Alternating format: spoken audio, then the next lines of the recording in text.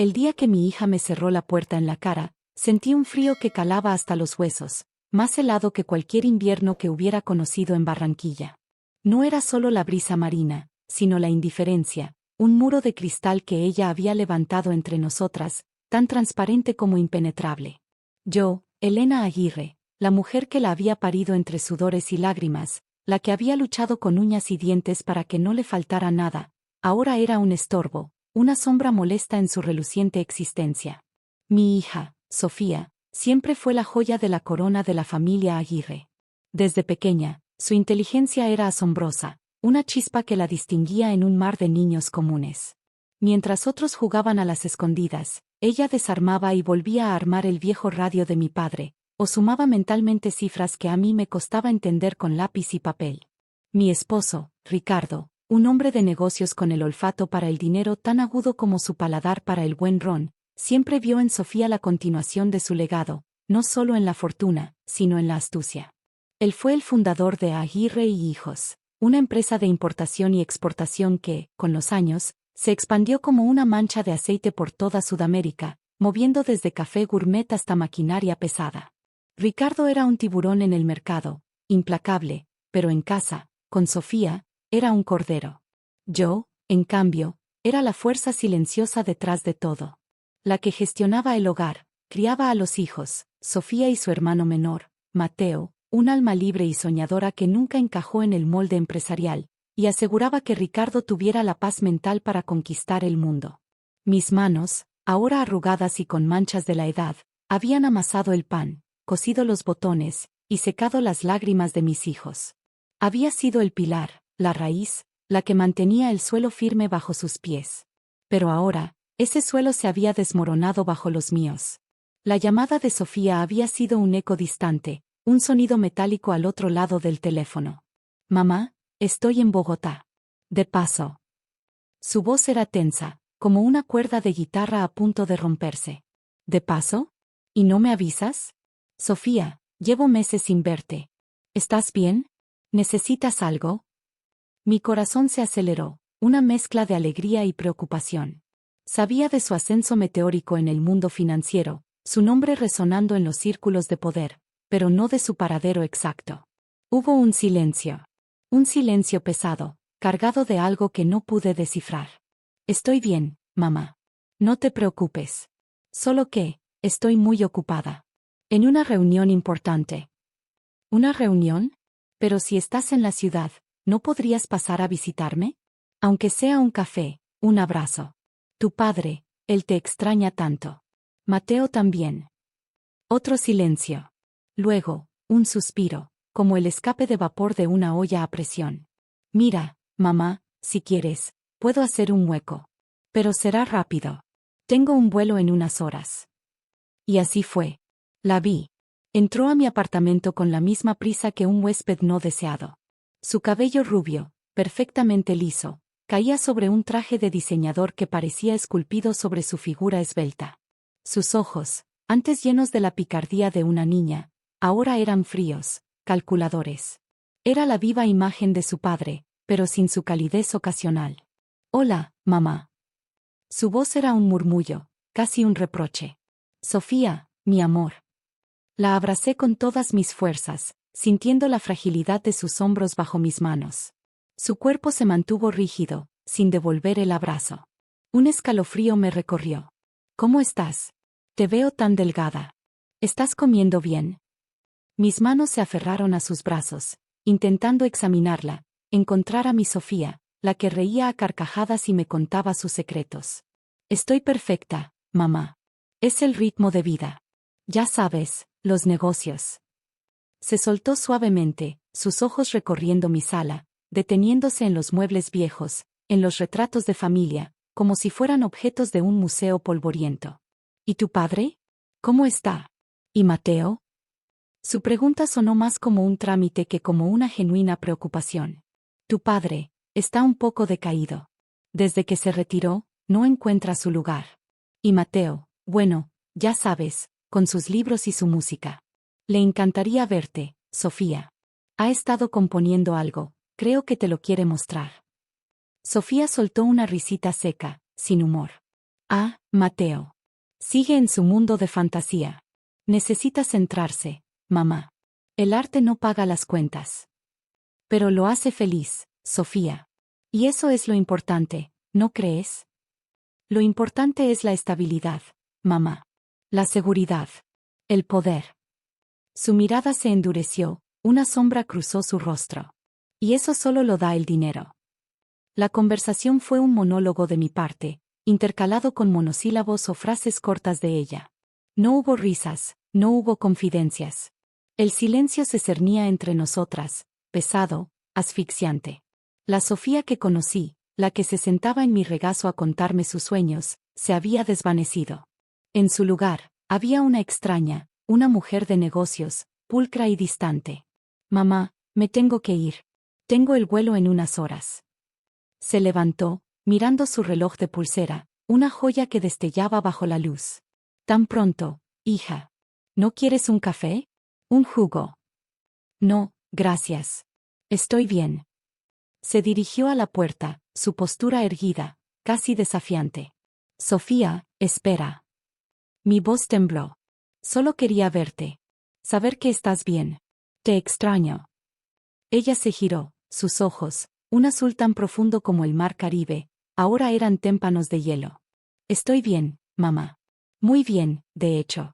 Vivo en una mansión en Miami, tengo una fortuna que la tuya ni siquiera podría soñar, y dirijo una empresa que vale miles de millones. ¿Qué más quieres que te diga? No quiero nada de ti, Sofía. Solo tu cariño. Tu tiempo. Un poco de ti.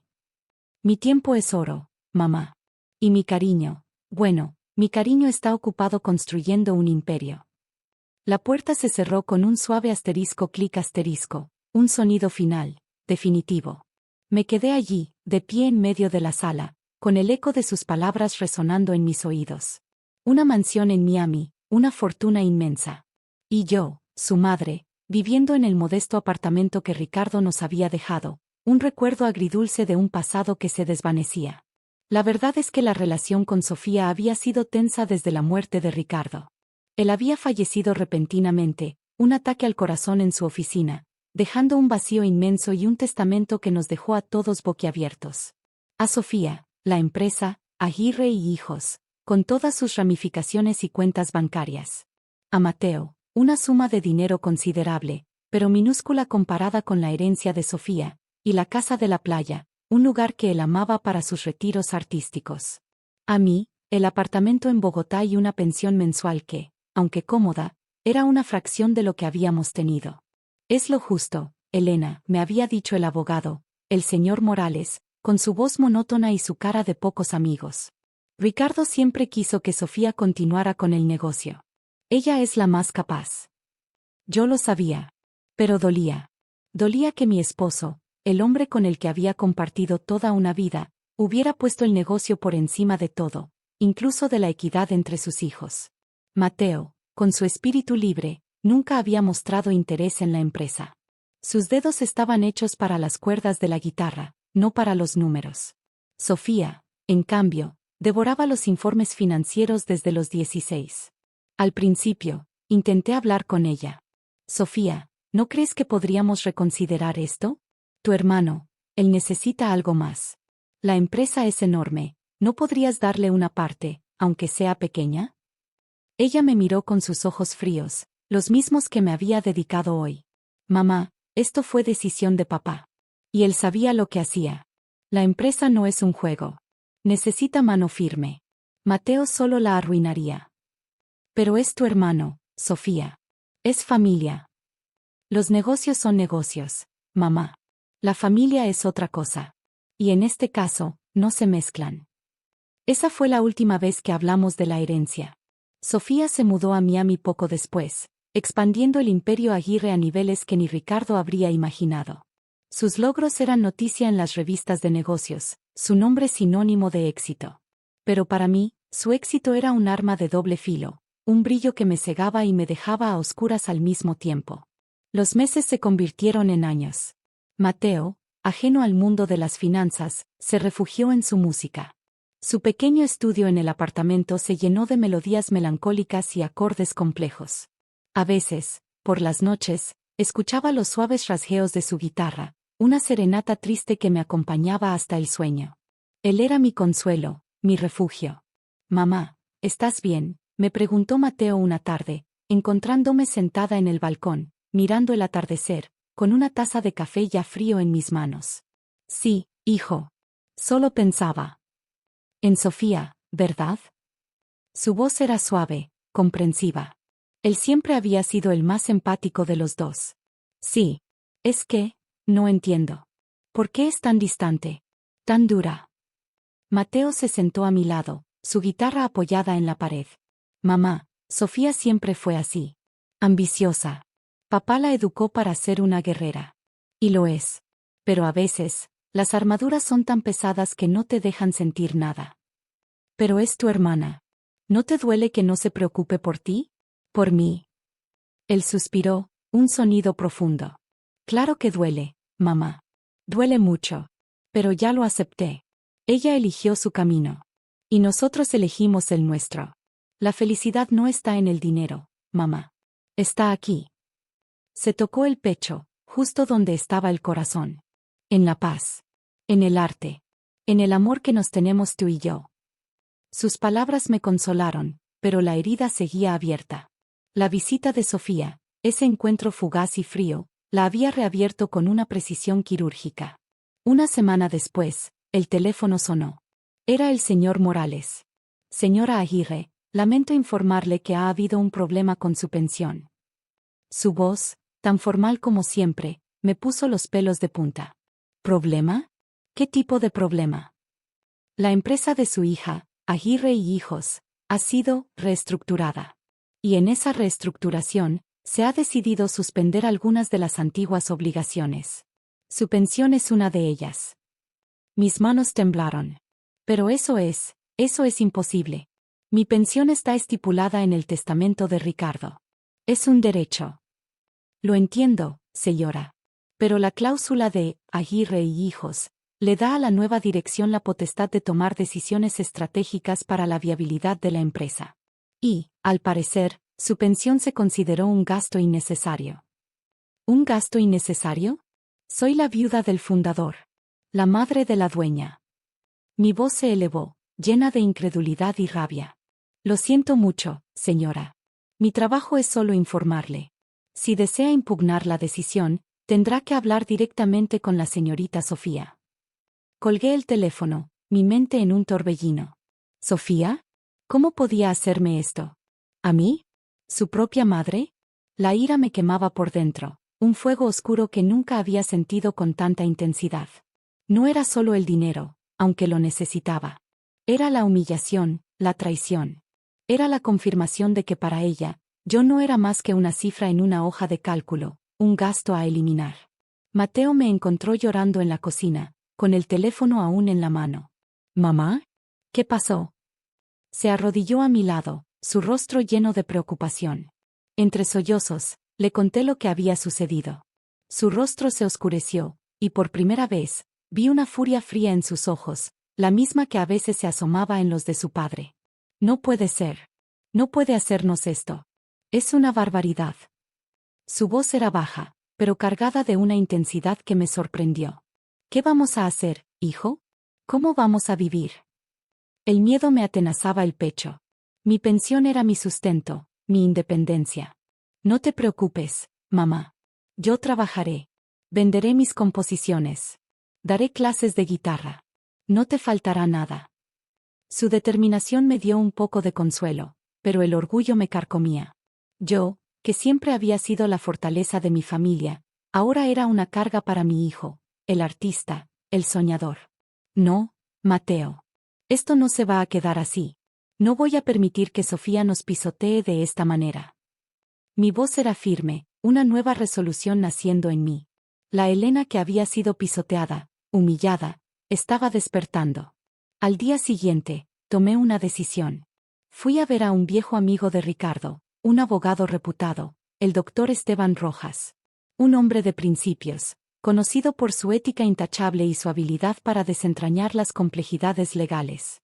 Elena, qué sorpresa verte por aquí, dijo el doctor Rojas, su voz amable, sus ojos observadores. Lamento lo de Ricardo. Era un buen hombre. Le conté toda la historia, desde la herencia desigual hasta la suspensión de mi pensión. El doctor Rojas escuchó con atención, asintiendo de vez en cuando, sus cejas pobladas frunciéndose en señal de concentración. Esto es grave, Elena. Muy grave. El testamento de Ricardo es claro en cuanto a su pensión. La cláusula de reestructuración no puede anular una obligación testamentaria tan explícita. Entonces, ¿hay algo que podamos hacer? La esperanza, una pequeña llama, comenzó a arder en mi pecho. Podemos demandar a la empresa. Y a Sofía, si es necesario. Esto es un abuso de poder, una violación de los términos del testamento. Y, si me permite decirlo, una total falta de moral. ¿Y si perdemos? No tengo mucho dinero para esto. Elena, no se preocupe por eso. Esto es una injusticia. Haré lo que pueda. Y estoy seguro de que ganaremos. Sofía ha cometido un error. Un error muy grande. La batalla legal comenzó. Fue un proceso lento, agotador, lleno de papeleo y reuniones. La prensa, siempre hambrienta de escándalos, se hizo eco de la noticia. La matriarca de los Aguirre demanda a su hija millonaria. Mi nombre, que siempre había estado en la sombra, ahora estaba en boca de todos, asociado a un drama familiar que se desarrollaba en los tribunales. Sofía, por supuesto, no se dignó a aparecer en ninguna de las audiencias preliminares. Envió a sus abogados, un ejército de hombres y mujeres de traje que hablaban con jerga legal y miraban con desdén. Pero yo estaba allí, cada día, sentada erguida, con la barbilla en alto, sintiendo el peso de las miradas, pero también una nueva fuerza. Un día, en una de las audiencias, uno de los abogados de Sofía, un hombre joven y arrogante, intentó desestimar mi caso. Señora Aguirre, ¿no cree que es un poco desconsiderado de su parte exigir dinero a una empresa tan próspera? Su hija ha trabajado incansablemente para construir ese imperio. ¿No debería estar orgullosa en lugar de intentar desmantelarlo? Mi sangre hirvió. Me levanté lentamente, mis ojos fijos en los suyos. Orgullosa estoy de haberle dado la vida, de haberla criado, de haberle enseñado los valores que, al parecer, ha olvidado. No exijo dinero, señor. Exijo justicia. Exijo respeto. Y exijo lo que mi esposo, el fundador de esa empresa, me dejó por derecho. Un murmullo recorrió la sala.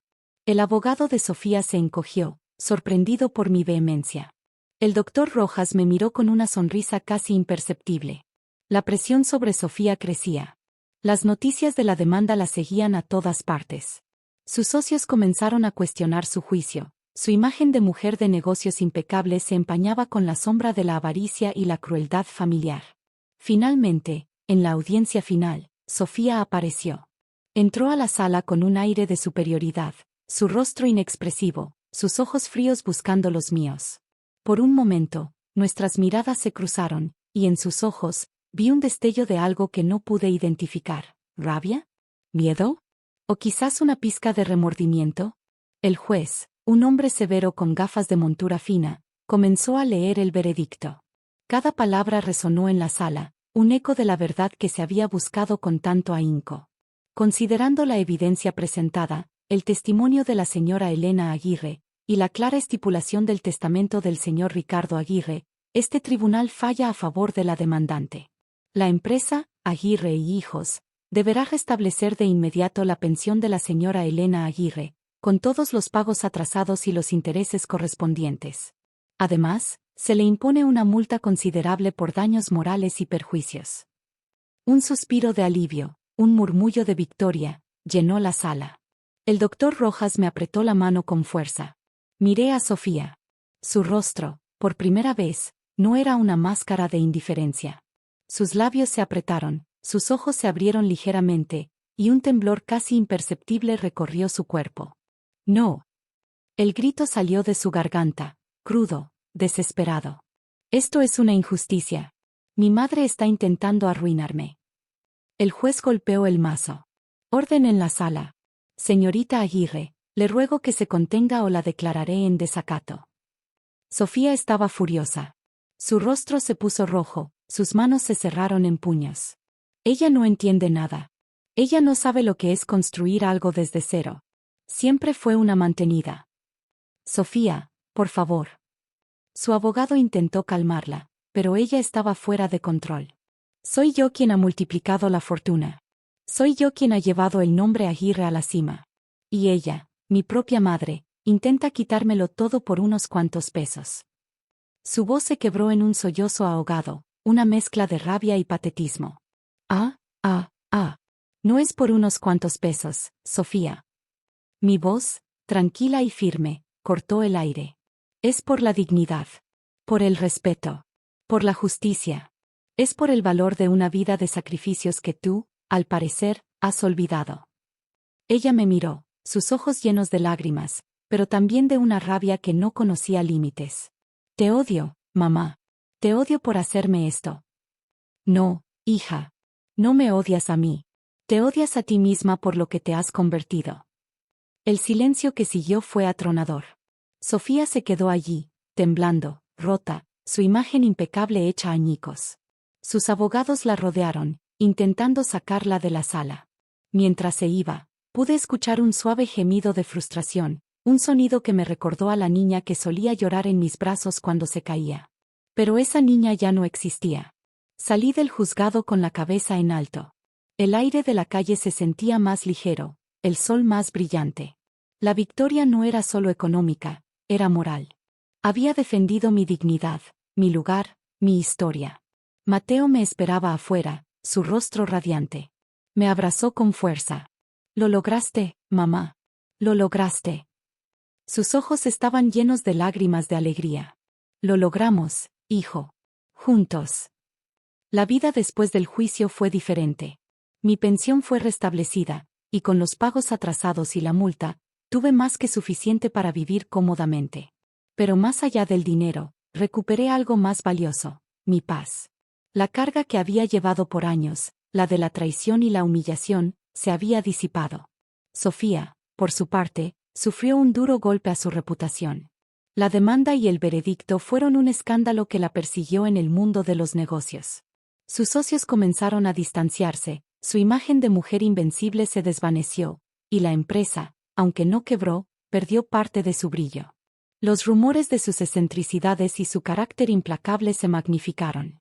Era la ironía de la vida. Había construido un imperio de dinero, pero había perdido el más valioso de los activos, su propia humanidad.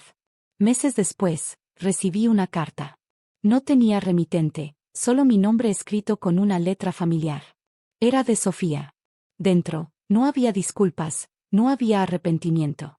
Solo una frase, escrita en una caligrafía temblorosa, casi ilegible: mamá, la soledad es un precio muy alto. Leí la frase una y otra vez. No había un lo siento, no había un perdóname. Pero en esas pocas palabras, pude escuchar un eco de su sufrimiento, un lamento ahogado que resonaba más allá del papel. No le respondí. No había necesidad. Mi respuesta ya había sido dada en el tribunal, en mi silencio, y en la nueva vida que estaba construyendo. Aprendí que la verdadera riqueza no se mide en cuentas bancarias o mansiones, sino en la integridad, en el amor que damos y recibimos, y en la capacidad de levantarse una y otra vez, incluso cuando la persona que más amas te cierra la puerta en la cara. La justicia, a veces, tarda en llegar, pero cuando lo hace, su abrazo es el más dulce de los consuelos, y su voz, un eco de empoderamiento que resuena en cada fibra del ser. Porque al final, no hay fortuna que valga más que la paz del alma, ni imperio que se sostenga sin la base de la verdad y el respeto. Y yo, Elena Aguirre, la matriarca, había encontrado ambas, no en el dinero, sino en la inquebrantable fuerza de mi propio espíritu.